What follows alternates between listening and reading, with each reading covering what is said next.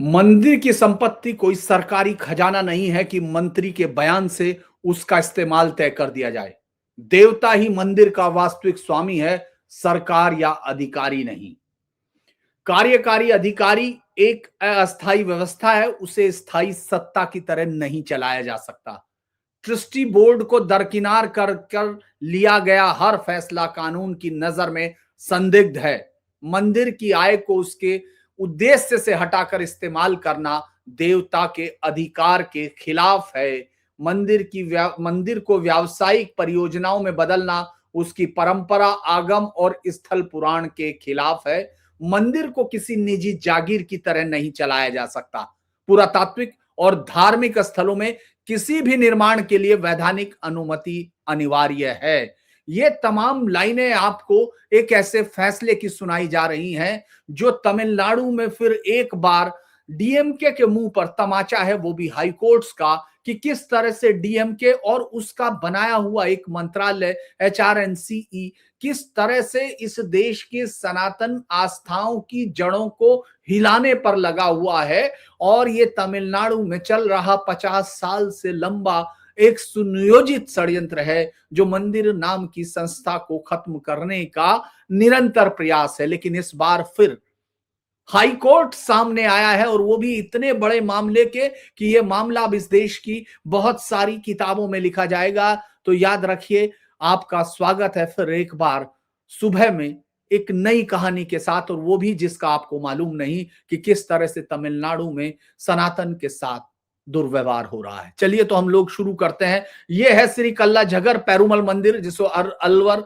अलगर कोविल कहा जाता है। आप में से ज्यादातर दर्शकों को मैं कहता हूं कि वो जाकर सिर्फ टाइप करें और देखें कि इतनी खूबसूरत और इतना प्राचीन मंदिर कभी आपने कहीं और देखा हो तो फिर बताइएगा, अपने कमेंट्स में जरूर बताइएगा। ये जो इसका 7 टियर राजगोपुरम दृढ़ वास्तुकला की ये कहा जाता है कि अद्भुत नमूना है, ये शान कहा जाता है। ये गोपुरम आपको 100 फीट ऊंचा है, भारी ग्रेनाइट पत्थरों से बना हुआ, विष्णु के अवतारों के यानी और अलवार संतों, याली आकृतियों, देवी देवताओं और पौराणिक दृश्यों की जटिल नक्काशी के साथ बना हुआ है। ऊपरी टायर आपको इस मंदिर का बेहद खूबसूरत कलश और मूर्तियां दूर से भगवान को आकर्षित करती हैं।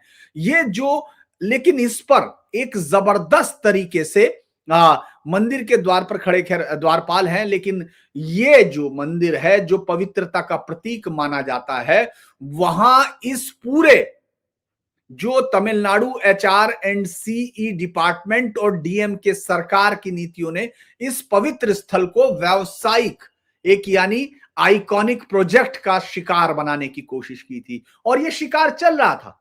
ये जो है इसमें बहुत सारी ऐसी चीजें थी जिसको अभी कुछ दिन पहले ही डीएम मद्रास हाई कोर्ट की मदुरै बेंच की डबल बेंच ने पूरी तरह से खारिज कर दिया, और डीएमके को जो कहा उनमें से कुछ की बानगी मैंने आपको दिखाई है, वो लगभग उसका भावार्थ था।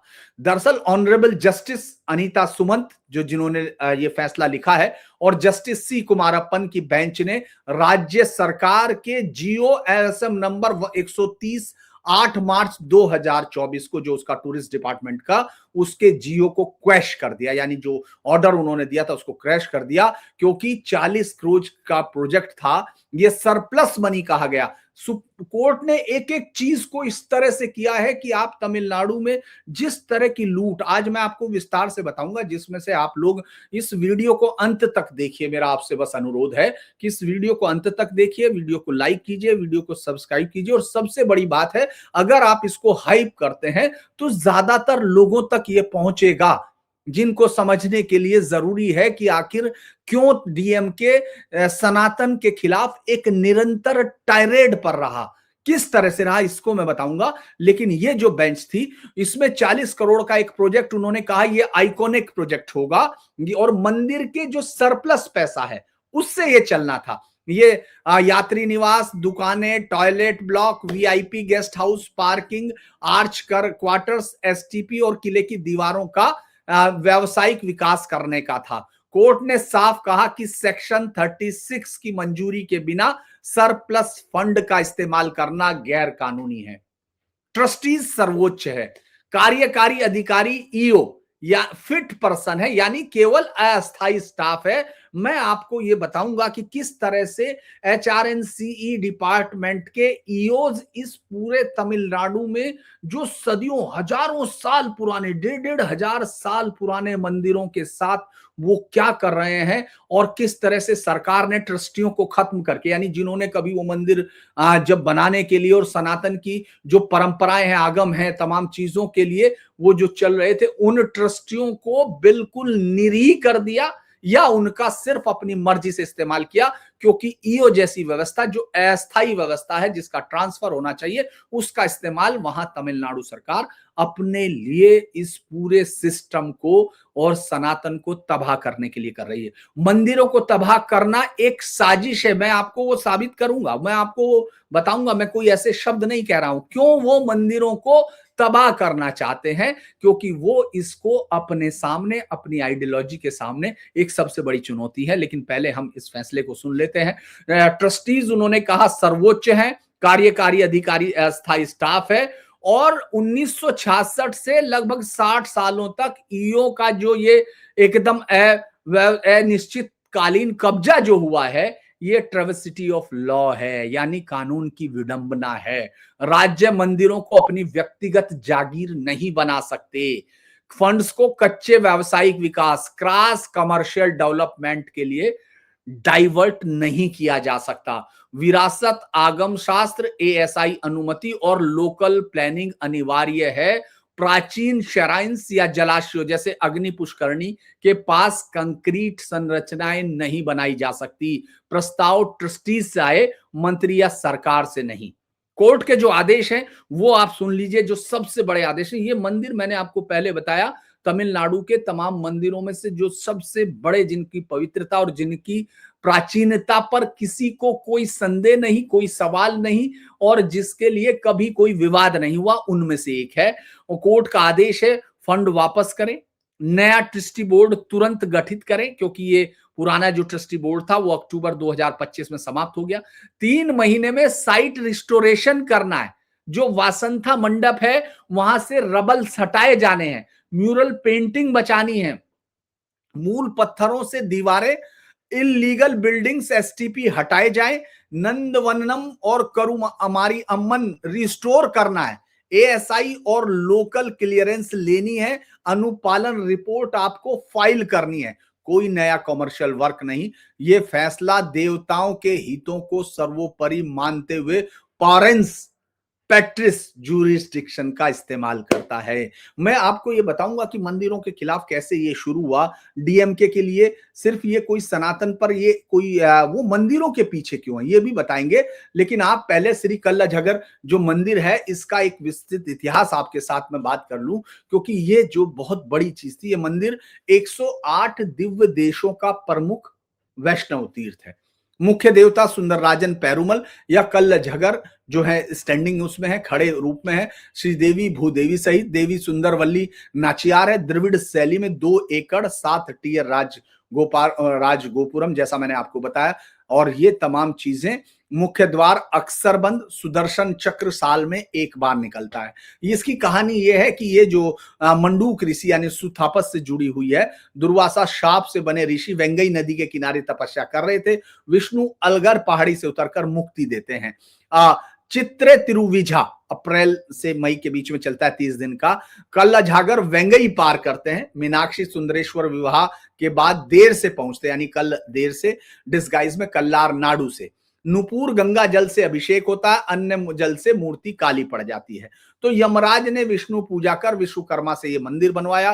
पेरियावल्लार और पेरियालवार जो 6 से 9 सेंचुरी है से नालियार दिव्य प्रबंधम में स्तुति है इसकी, यानी ये तमाम जो साहित्य है उसमें मिलता है। संग्राम साहित्य चिल्पाकरम में इसको बनाया गया, 3rd सेंचुरी का है ये।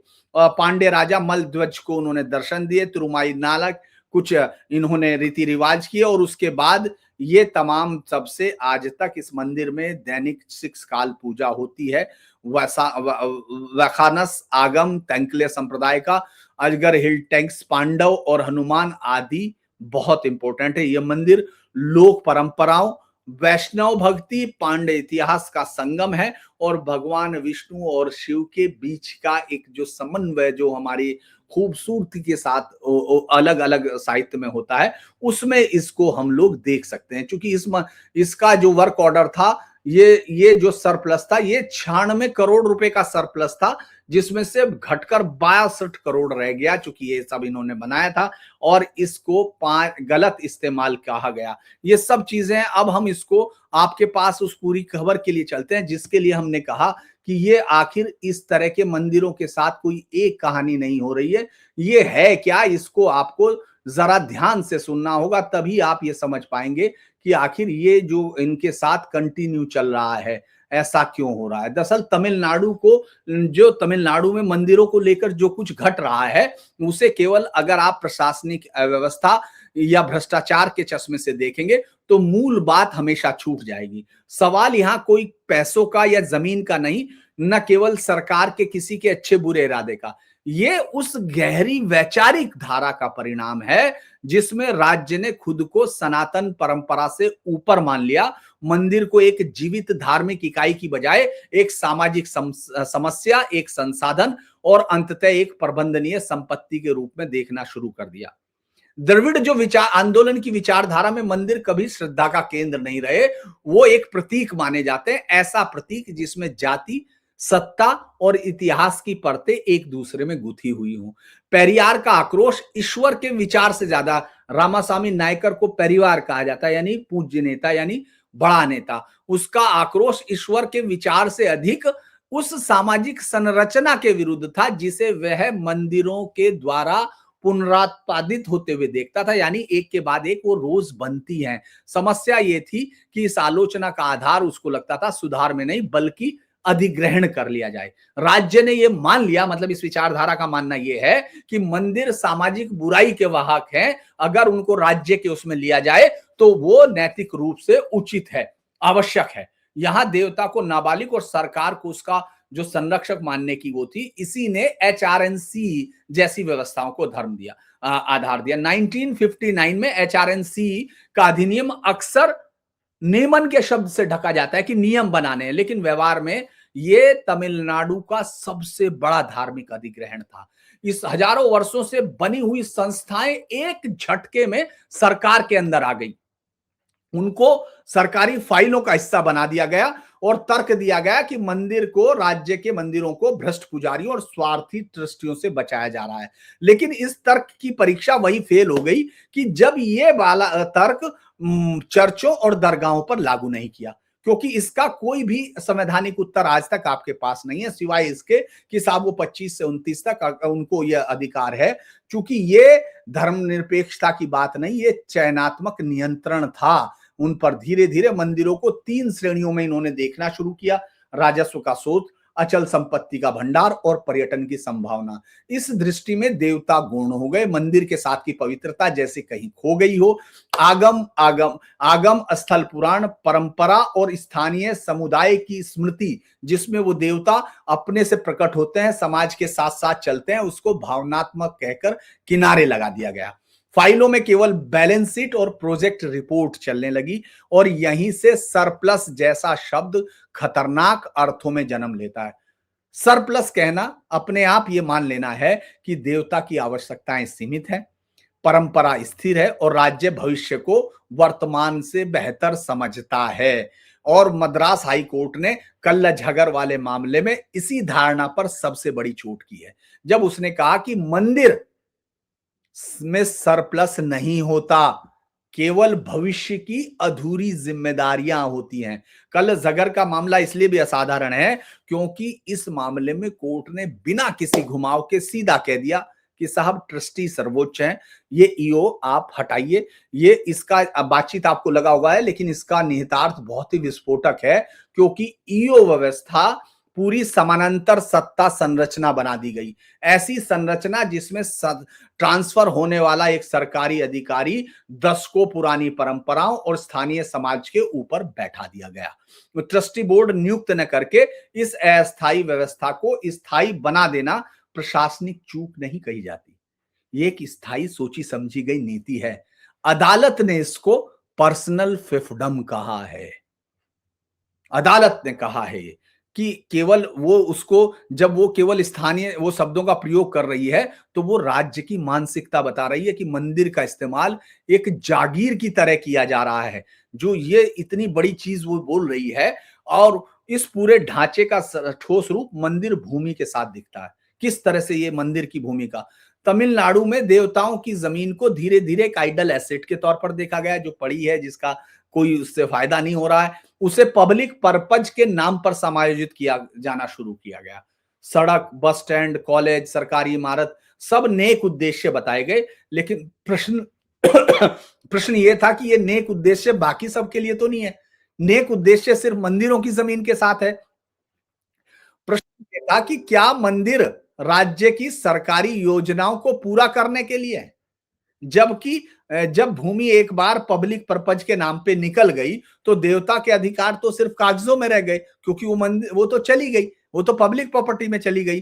दरअसल हकीकत ये है कि ना तो मंदिर को या तो मुआवजा न मिलता है और या फिर इतना मामूली मिलता है कि वो कुछ भी नहीं मिलता और ये सारा नियंत्रण स्थायी रूप से हाथ से चला जाता है। अगर आप थिरुपुरन कुंद्रम, जहां से हम लोगों ने तमिलनाडु के मंदिरों पर बात करनी शुरू की थी, वहां से देखते हैं तो ये पैटर्न आपको और भी साफ दिखाई देता है। वहां विवाद को सांप्रदायिक या कानून व्यवस्था का प्रश्न बनाकर धार्मिक भूगोल की रक्षा से हाथ खींचती है सरकार। संदेश स्पष्ट है कि साहब, आस्था राज्य की प्राथमिकता नहीं है, हिंदुओं की आस्था सुविधा है। कल्ल झागर में यही तर्क विकास और पर्यटन की भाषा के तौर पर सामने आता है। मंदिर को डेस्टिनेशन की बनाने की कल्पना में देवता सिर्फ एक ब्रांड है और परंपरा एक बाधा बना दी। ये सब वैचारिक बहस नहीं है, इसका सीधा राजनीतिक संदर्भ है। चूंकि अब 2026 का चुनाव आ गया है, तो लिहाजा कल्ला झागर का फैसला डीएमके के लिए सबसे असहज आपको चुनौती दिखाई देता है, क्योंकि वो ये मानता है, उसकी सबसे पुरानी धारणा ये है, क्योंकि ये उसका डीएमके का सबसे पुराना थॉट है कि मंदिरों का मुद्दा चुनाव नहीं बदलता। जब अदालत ये कहती है कि मंदिर सरकार की जागीर नहीं है, तो ये बात केवल कानूनी गलियारों में नहीं गूंजती, ये उन गांव कस्बों में भी जा रही है अब, जहां कभी मंदिर सामाजिक जीवन का केंद्र थे। ये ब्राह्मण बनाम गैर ब्राह्मण जो उनका स्टाइल है पॉलिटिक्स का, उससे कहीं और जा रहा है। ये जा रहा है, ये स्थानीय समुदाय बनाम दूर बैठी हुई सत्ता का प्रश्न बन गया। और डीएमके की मजबूरी अब यहां आ रही है कि वो मंदिरों को पूरी तरह छोड़ नहीं सकती, क्योंकि इससे उसका वैचारिक आधार नाराज होगा। उसने तो उसको तैयार इसमें किया है, और अब उन पर नियंत्रण भी नहीं बनाया जा सकता, क्योंकि अदालतें सवाल पूछ रही हैं। अब ये खेल दोहरा चलता है, कागज पे आप सुधार दिखाते हैं और जमीन पर नियंत्रण करते हैं। कुंभानिवेशकम का आप प्रचार करते हैं, जमीन रिकवरी के दावे करते हैं, लेकिन वास्तविक स्वायत्ता आप किसी को नहीं देते हैं। कल्ला झागर का फैसला आपके इसी दोहरेपन को बेनकाब करता है। यही कारण है कि यह फैसला एक मंदिर से आगे जा रहा है। यह संघर्ष तो अभी चल रहा है, बहस अभी शुरू हुई है, अदालतों की भाषा बदलते हुए आप देख रहे हैं। जस्टिस, चाहे आपने अभी हम लोगों ने श्रीमती का फैसला देखा हो, या जस्टिस जी.आर. स्वामीनाथन देखे हो, या जस्टिस और भी कई लोगों का आपने देखा होगा कि वो कैसे, क्योंकि न्यायिक चेतना अब बदल रही है, वो चेतना उभर के सामने आ रही है। इसीलिए प्रशासनिक ढांचे अब हिल रहे हैं। ईओ व्यवस्था, सरप्लस की अवधारणा, मंदिरों को राज्य का संसाधन देखने की अवधारणा, अब इन पर एक एक करके आप देख रहे हैं प्रहार हो रहे हैं और उन पर सवाल खड़े हो रहे हैं। तमिलनाडु की राजनीति में यह बदलाव धीरे धीरे बिना शोर के लेकिन गहराई से उतर रहा है। ये जो, अगर मैं ये कहूं कि ये किसी एक पार्टी का नहीं, ये जो है साफ हो जानी चाहिए बात कि सिर्फ एक नहीं है, ये कोई एक मुख्यमंत्री या राज्य सरकार की नीयत नहीं है। ये एक ऐसी संरचना का नतीजा है जो खुद को नैतिक रूप से निर्दोष और वैचारिक रूप से श्रेष्ठ बताती है। ये सबसे बड़ा खतरनाक है, क्योंकि वो एरिडिकेशन ऑफ सनातन की वो कर रही है, वही सरकार ये कर रही है, जिस सरकार को ये भी जिम्मेदारी है कि स्टेट को, ये कॉन्स्टिट्यूशन की जिम्मेदारी है एचआरएनसी डिपार्टमेंट से, कि वो इन मंदिरों का रख रखाव, इनका उन्नयन, इनका संरक्षण, ये सब करेगा। जबकि वो ये करता है कि क्या क्या कह रहे हैं, ये जब एचआरएनसी जो है इसी तरह की व्यवस्था है जो सबसे बड़ा इसमें कल्लझगर फैसले का महत्वपूर्ण है और मुझे लगता है कि दशकों से सरकार की जो ये क्लेम था कि वो मंदिरों की रक्षा कर रही है, उन्हें आधुनिक बना रही है और समाज के लिए खोल रही है, लेकिन संरक्षण और स्वामित्व के बीच की रेखा उन्होंने कब मिटा दी, ये किसी ने देखा नहीं, जब तक कि अदालतों में ये मामले नहीं आए। देवता का अधिकार एक औपचारिक कहानी बदल के रह गया और सरकार जो है उसका जो चाहे इस्तेमाल कर रही थी। इस फैसले ने, इस अदालत के फैसले ने वो भ्रम तोड़ दिया। उसने कहा कि राज्य संरक्षक हो सकता है, लेकिन मालिक नहीं। प्रबंधक हो सकता है, लेकिन निर्णायक नहीं। ये बात इसलिए अहम है क्योंकि ये उसकी प्रशासनिक आदत पे चोट कर रही है। उसको एक आदत हो चुकी थी कि मंत्री का बयान ही अब मेरी नीति है और ईओ का हस्ताक्षर आदेश हो जाएगा।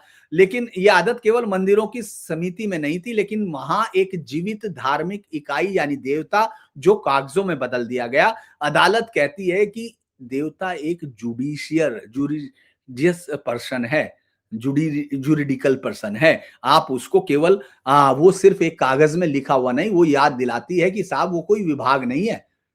ये सनातन की परंपरा ने जिस सत्ता को सदा से सर्वोपरि माना है, ये वो उसका मूर्त रूप है, वो देवता। अब सवाल है कि न्यायिक हस्तक्षेप क्या करेगा, क्योंकि आपके दिमाग में होगा कुछ चीजों तक सीमित होगा या पूरा एचआरएनसी का ढांचा बदल देगा। नहीं, यहां आपको थोड़ा सा यथार्थ होना पड़ेगा। राज्य तंत्र एक आदेश से नहीं बदलता, ये आदेशों को सीमित करता है, उसकी व्याख्या करता है और अक्सर राज्य उनको निष्प्रभावी करने के तरीके ढूंढता है।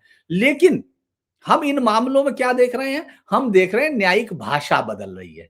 अब अदालतें जो एडमिनिस्ट्रेटिव लैप्स की बजाय क्राइम अगेंस्ट डेइटी यानी देवता के खिलाफ अपराध जैसे शब्दों का प्रयोग करने लगी हैं कि ये केवल सरकार के कुछ लोगों तक चेतावनी नहीं, ये पूरे सिस्टम की चेतावनी है। आने वाले वर्षों में आप इसको 3 स्तरों पर देखेंगे। एक तो अब ट्रस्टी बोर्डों की आप अनदेखी नहीं कर पाएंगे। हर फैसले से पहले सवाल होगा कि क्या विधिवत ट्रस्टी रिजोल्यूशन हुआ या नहीं। अब ईओ की भूमिका पर पुनर्विचार होगा, अनिवार्य तौर पर होगा, क्योंकि ये अस्थायी व्यवस्था को स्थायी बनाकर चलाने वाली व्यवस्था अब अदालतों के सामने नहीं टिकेगी। जो ट्रांसफर होने चाहिए से 3 से 5 सालों में, वो वहां ईओ दशकों से जमे बैठे हैं और उन्होंने मंदिरों की संपत्ति को खुर्द-बुर्द किया है, ये सीधे तौर पर दिख रहा है। और जब ये सरप्लस की अवधारणा धीरे-धीरे अब कानूनी चुनौती का सामना करने लगी। आपने केरल के एक मंदिर में देखा जिसमें साफ तौर पर कोर्ट ने कहा था कि ये कोई तुम्हारे बैंकों को स्वस्थ करने के लिए ये पैसा नहीं है, ये पैसा देवता का पैसा है, आप इसका इस्तेमाल नहीं कर सकते हैं। तो ये जो है मंदिरों में मुक्त धन नहीं होता तो पूरा राजस्व का मॉडल जो है राज्य का वो एक धाराशायी होता है। और ये केवल आप ये समझ रहे हैं कि वहीं रहेगा, नहीं, ये सब अलग अलग जगह में, चूंकि हर जगह आप केरल, आंध्र प्रदेश, कर्नाटक सब जगह देखेंगे राज्य नियंत्रित मंदिर प्रशासन अपने अपने रूप में मौजूद है। तमिलनाडु इसलिए केंद्र में है क्योंकि यहां वैचारिक स्पष्टता आपको सबसे ज्यादा दिखाई देती है। यहां राज्य कभी ये दिखावा नहीं कर रहा कि धार्मिक परंपरा के भीतर से बोल रहा, वो खुलकर कहता है कि वो उससे ऊपर खड़ा है। यही टकराव तीखा बनाता है और यही अदालतों को और ज्यादा स्पष्ट बोलने के लिए ताकत दे रहा है, उनको भी तैयार कर रहा है कि ठीक है, यहाँ मंदिरों की स्वायत्ता की लड़ाई को एक राजनीतिक हथियार लोग देखते हैं, लेकिन उसका नैतिक बल कमजोर होता है। मूलतः ये राजनीतिक विचारधारा से एक लड़ाई जरूर है, लेकिन ये भी बात है कि जहां सनातन के खिलाफ अगर सरकारें खड़ी हैं, मतलब सनातन के खिलाफ हैं, तो वो अपने अंदर प्राचीन धार्मिक संस्थाओं के लिए कितनी जगह, क्योंकि वो उनको केवल सांस्कृतिक अवशेष मानती है या जीवित परंपरा के रूप में स्वीकार करती है। तो जब आपका राज्य आपकी सांस्कृतिक अवशेष इनको मानता है, जो आपको डीएमके की विचारधारा में दिखाई देता है, तो तब उसका प्रबंधन एक म्यूजियम की तरह हो जाता है। साफ सुथरा रखेंगे और बस जी, उसका कोई और अर्थ नहीं रह जाता। इसीलिए कल्लझागर के फैसले को आप ये कह सकते हैं कि ये निर्जीवीकरण के खिलाफ एक प्रतिरोध है। ये कहता है कि मंदिर कोई धार्मिक संग्रहालय नहीं है, ये प्रशासनिक प्रोजेक्ट नहीं है, ये पर्यटन विभाग की संपत्ति नहीं है, बल्कि एक ऐसी परंपरा का केंद्र है जो राज्य से भी पुरानी है, जो तुम्हारी विचारधाराओं से भी प्राचीनतम है। ये उसका केंद्र है और राज्य से ज्यादा टिकाऊ है। क्योंकि सत्ताएं आती हैं, उखड़ गई, हजारों साल से इस देश में हमलावर आए, इस्लामिक बर्बर व्याभिचारी बलात्कारी जमातें आती रहीं, उसके बाद फिर आपने चर्चों का हमला देखा, उसके बाद फिर इस तरह की वैचारिक लड़ाई देखी, लेकिन वो वहां है। आखिर ये भी देखना होगा कि अगर आपको लगेगा कि ये मान जाएंगे या ये होगा, ये ऐसा मुझे नहीं लगता। मुझे लगता है कि ये सबसे बड़ा झूठ जो सेकुलरिज्म पर है, वो भारतीय सेकुलरिज्म का यूरोपियन मॉडल है, जहां राज्य और चर्च के बीच में दीवार खड़ी हुई थी। भारत में राज्य ने खुद को ही सुधारक घोषित कर दिया। हिंदू समाज के संदर्भ में यही रास्ता है। तभी तो एचआरएनसी जैसे ये कानून आए, कहा गया कि पूरा हिंदू समाज भीतर से रूढ़िवादी है, इसीलिए राज्य को हस्तक्षेप करना पड़ रहा। 1950-60 के दशक में इसको बहुत राजनीतिक तौर पर स्वीकार्य किया गया, लेकिन क्यों? क्योंकि कांग्रेस की नेता सिर्फ भी वही चाहते थे, यानी नेहरू जैसे लोग जो पैदा ये हुए कि हम गलती से हिंदू धर्म में पैदा हो गए, जो इस्लामिक हमलावरों को गौरवगान जिनका गाते थे, तो इसीलिए इसको राजनीतिक तौर पर स्वीकार्य किया गया और उसको स्थायी व्यवस्था में बदल दिया वैचारिक धोखे के साथ। संविधान का अनुच्छेद साफ तौर पर जो 25 और 26 धार्मिक स्वतंत्रता के प्रबंधन का अधिकार देता है और केवल सेकुलर एडमिनिस्ट्रेशन तक सीमित रहने को कहता है। लेकिन तमिलनाडु में जो हुआ वो नियमन नहीं, पूर्ण अधिग्रहण हुआ। ईओ दशकों तक बैठा रहा। जब मंत्री तय करे कि मंदिर का पैसा कहां लगेगा, तो ट्रस्टी केवल नाम के रह गए थे। ये अनुच्छेद 26 का खुलेआम वायलेशन था, इस पर कोई नहीं बोला। चाहे इसकी पैकिंग आप सोशल जस्टिस के नाम पे कितनी कर लीजिए, इस पर कितनी चमकदार हो, जहां डीएमके और उससे पहले की द्रविड़ राजनीति की बुनियादी समस्या है, वो हिंदू धर्म को एक समान इकाई मान के चलती है। एक ऐसा ढांचा है जिसे तोड़ा, सुधारा और पुनर्जीवित किया जाता है, जबकि हिंदू धर्म किसी एक किताब पर, किसी चर्च पर या किसी पादरी पर नहीं टिका है। इसके मंदिर स्थानीय समुदायों से निकले हैं, स्थानीय भूगोल, लोक परंपराएं और कथाएं उनके साथ जुड़ती हैं। अब जब राज्य एक पूरा केंद्रीय कानून बना देता है और वो केवल प्रशासन नहीं रह जाता, वो जो सांस्कृतिक समतलीकरण कर रहा है, यानी सबको, ये 5 उंगलियां या 200 उंगलियां एक नहीं है, लेकिन वो इन सबको एक उंगलियां बना रहा है। तिरुपरकुंद्रम, कल्लाझागर, अरुणाचलेश्वर, चिदंबरम, इन सबके अलग मामले हैं, लेकिन पैटर्न आपको एक दिखाई देता है। पहले कहा जाता था मंदिर में मिसमैनेजमेंट है, ईओ बिठा दिया, उसके बाद ट्रस्टी या बोर्ड भंग कर दिए, उसके बाद निष्क्रिय कर दिए, फिर जमीन, फिर पैसा सरप्लस, फिर कॉरिडोर, फिर आइकॉनिक प्रोजेक्ट, सब कुछ पब्लिक इंटरेस्ट के नाम पर बढ़ता रहा। और कोई सवाल उठाता है तो जवाब मिलता है कि सरकार मंदिर बचा रही है। दरअसल ये सरकारें मंदिर बचा नहीं, तो मंदिरों को राज्य के अंदर पचा रही हैं। और ये सबसे ज्यादा काला पक्ष इसमें तब दिखाई देता है जब आपको चर्चों में या उसमें कुछ भी नहीं दिखाई देता, जब आपको लगता है कि वहां सुधार की कोई जरूरत नहीं है, यहां जरूरी है। उसको ये हिंदू विरोध नहीं है, लेकिन हिंदू संस्थाओं के प्रति लगातार अविश्वास है। सवाल है कि आगे क्या रास्ता होगा। दरअसल डीएमके जिस वैचारिक धरातल पर खड़ी है, वो मंदिरों की स्वायत्तता के सामने सबसे बड़ी चुनौती है। क्योंकि मंदिर अगर समुदायों को वापस दिए जाएंगे, तो राज्य का जो दावा है वो पूरी तौर से कमजोर पड़ जाएगा। और यही वो ये मानता है कि साहब वो प्रगतिशील समाज के अग्रज हैं।